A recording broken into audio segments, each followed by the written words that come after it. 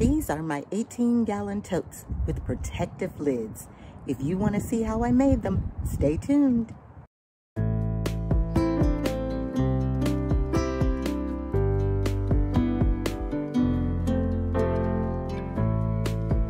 Hi friend, I hope you're doing well today. We're outside, it's a cloudy day, and I thought I'd take this chance to show you how I made my 18-gallon totes with the protective lids on them. These lids come in handy because it protects from any insects, and if you're planting something from seed, then it helps protect the seeds from any birds that might try to get in and eat them. But this is how I started my garden, with these 18-gallon totes. It started a couple of years ago. I think I only had 5 at the time, and it's grown since then, and it's worked out well for me. You are going to need to get a tote with the lid. Go. You are also going to need to get netting, and I'm just using tulle that I got from the fabric store. A drill. Stapler. That's a stapler. It's a stapler. Staple is what goes in it, but you need a staple too. But, well, you need more than one. But you definitely need a stapler with staples in it. How about that? What is this thing called? I think it's called a soldering iron or something like that. I've seen people use heavy-duty scissors, but I don't have any heavy-duty scissors, so I'm gonna plug this baby up to some electricity and use this. Let's start with the base because it's the easiest. I've seen a lot of people drill the holes in the bottom, but I don't want to drill mine in the bottom. I like putting mine on the side. So we're gonna come in here, and this is the drill that I'm using. Just get this baby up. There we go. And then flip it around and put 2 more on the other side. And that's it for the base. Now let's move on to the top, which has the most work to it. And this is where I tested it to make sure it was hot enough. But you see how the lid has the little crease in here coming all the way around? We're gonna follow this crease with the iron to cut out this middle part. Oh, and make sure you don't have your hand in the back where the iron is gonna come through either, because it will burn.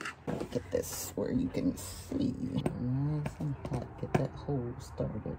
It's easier if I stand it up. Trying to make sure I can get it where you can see. You see? Just let it melt on down. See how I'm in the way? There we go. And the hotter the iron is, the easier it is to go through and the quicker it is to go through. And this is what it looks like from the opposite side as it's coming through. Okay, so I'm gonna finish this. I'm not gonna bore you with me going through the whole thing, but I'm gonna continue to go all the way around, and I'll be right back. Seriously, I gotta tell you, I wondered why it was moving so slow and why it was taking so long. It was because I didn't have this on the highest setting, but I've got it going now, and I've got it on the right setting. So it helps to move faster if you're using one of these, if you have it on the highest setting. So let's finish this up now that I can see.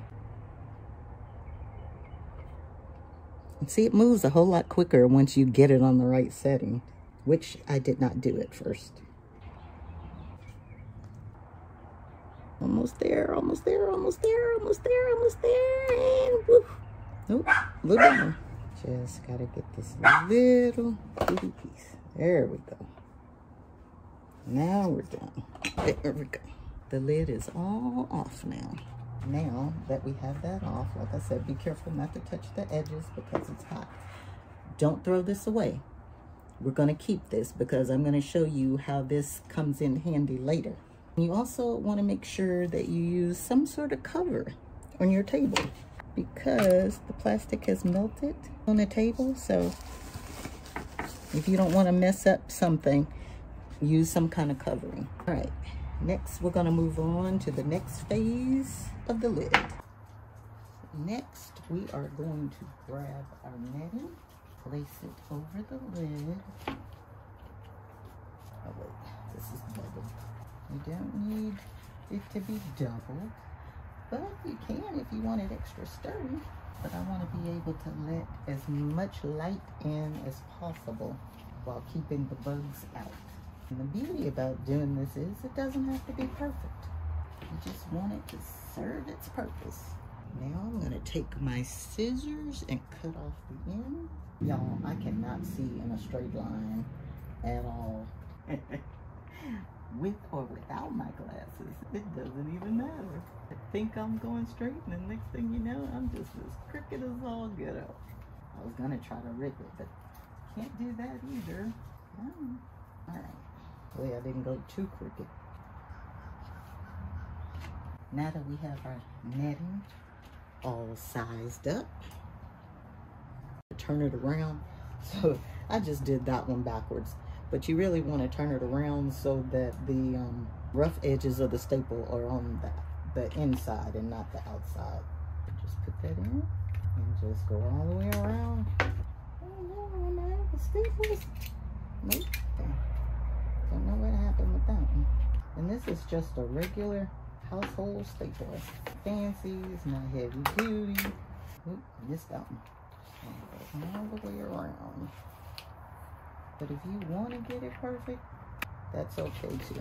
I've got a little bit of a gathering. Sometimes it may not go in all the way.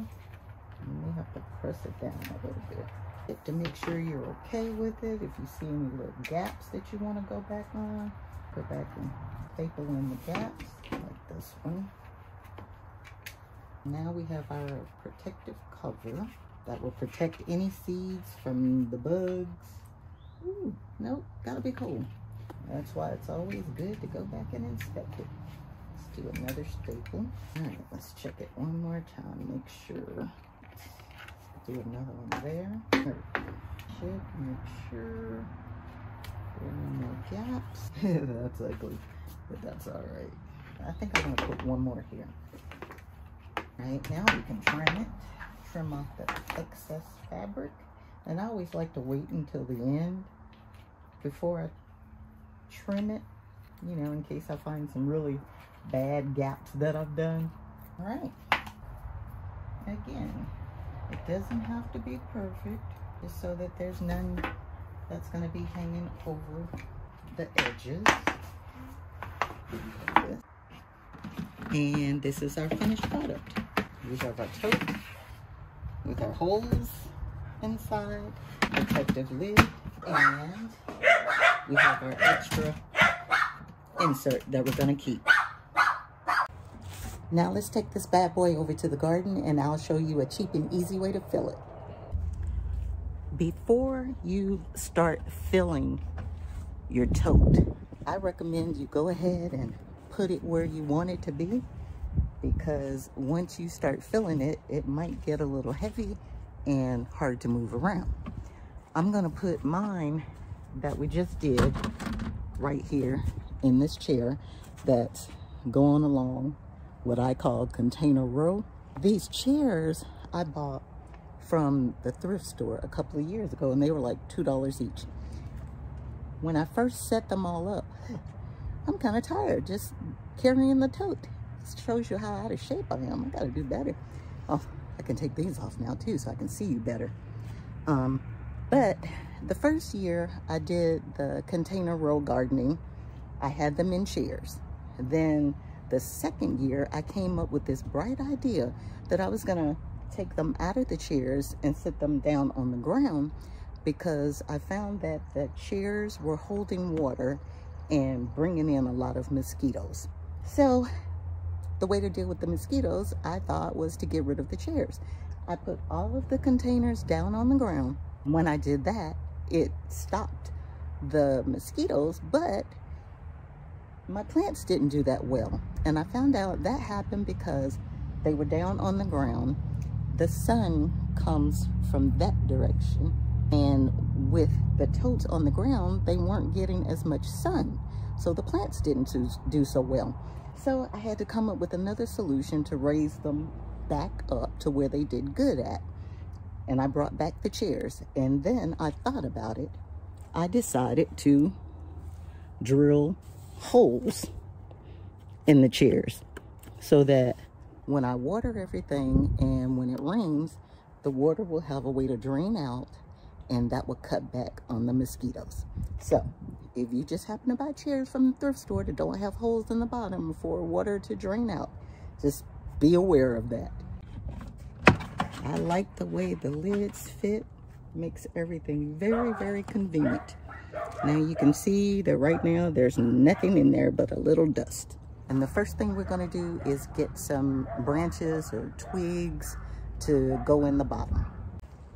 If you saw my having fun in the backyard while doing work, that I'm saving trees or tree branches, twigs that I got from a neighborhood pile after a storm came through.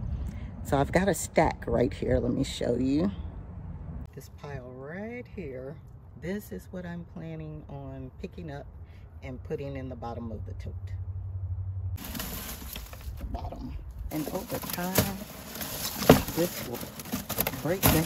Really, I can do it. I think, I can't do it. Okay, hold on. Okay. This one's being difficult. So I'm just gonna leave it out. I think that's a good start. Can you see in there how much? Let's see if we can get a few more in there.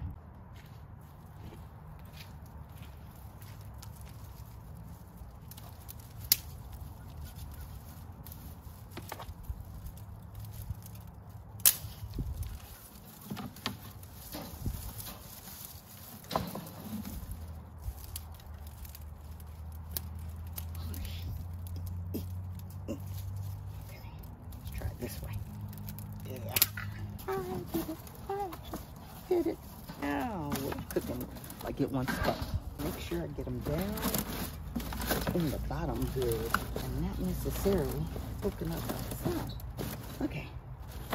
That should be good. Can you see that?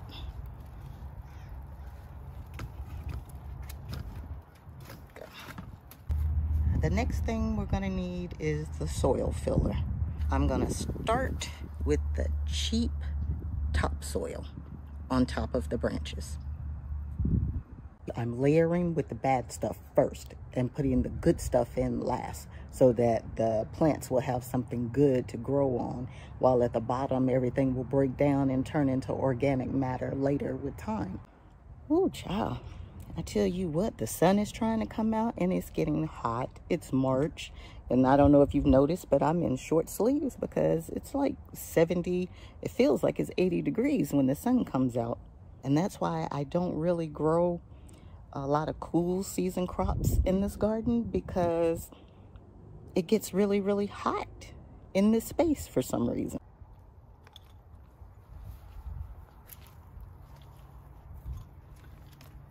So tell me, does anybody else go to Lowe's or Home Depot when it has not rained so that you can try to get the bags when they're dry and they're lighter and not as heavy? I know I can't be the only person that does that, because when they're lighter, it's easier to do this with. Start with the little, then let's get in here, spread it around, make sure we cover up the branches good. That one could have been broken up a little bit more, but it'll be all right. I think that's enough of that one. Next, we have our compost, and you can use whatever kind of compost you like. I just got this because it was cheap.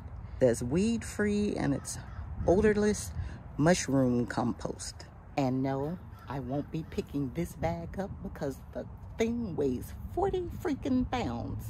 We just gonna scoop this. I think I need to change my blade. Oh, that looks nice and rich. I wish it was a smaller bag so that I could just pick it up and dump it quicker and easier. That is just not about to happen. Yeah, I'm adding about, I don't know, maybe 2 layers. 2 layers. I'm adding about 2 inches worth of compost. Try not to waste it because this is valuable. I've got my own compost that I'm working with in the house, and I'll show you that soon in an upcoming video. So make sure you subscribe so you'll get the notification bell because I actually do my composting in-house, or I actually do indoor composting, because crazy things happened when I tried to do it outside. So I'm looking forward to showing you my indoor composting method. I think that's about 2 inches.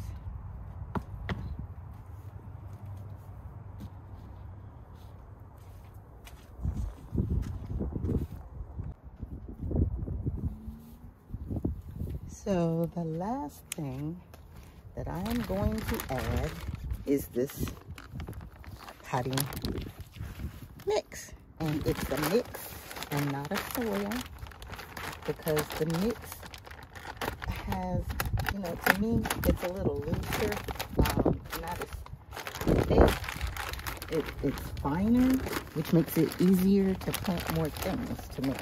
Hey, use your legs, not your back. Smooth that out. Kind of mix it in really good. All right. So today is Thursday. We're supposed to get some rain on Friday. So what I'll do is wait until after then. The rains will probably make it go down some. It'll shrink some. So then I can come back and top it off. But to show you why I love this so much, and to show you what else you can do with it, here's the top that we made that fits on it. It's hard to do this with one hand. Hold on. Okay, there we go. So see how the top fits on there really good? Ooh, I see a spot I missed. I'll have to come back and fix that. But the top goes on really good, and it will keep all of the bugs out, and it will, another spot I missed. I can do such a good job. But anyhow, it'll keep the bugs out, and it'll keep the birds from getting the seeds. But the beauty of saving this is, if you're, let's say you planted some seeds in there, or you've planted some new sprouts in there, and you've got a cold snap coming through, you can take your plastic, and the thicker the plastic, the better it is, but I like to use clear plastic. But make sure it's big enough to cover the hole. Lay it down, and then put your top on it like that. Or another thing you could do is take the top off. So what you would do is take a bigger piece of plastic, put it over the bin, and then for extra frost protection, you can put this back on if it's going to be really, really chilly that night. And there you go. And when it's not going to be a chill, or as soon as the chill is gone, you make sure you come out, remove all the plastic, and put your protective lid right back on. And there you have it. You are good to go, honey. Yeah. All right, that's it. Thank you for joining me today. Be sure to like, share, and subscribe. I love you guys. Catch you next time in the garden.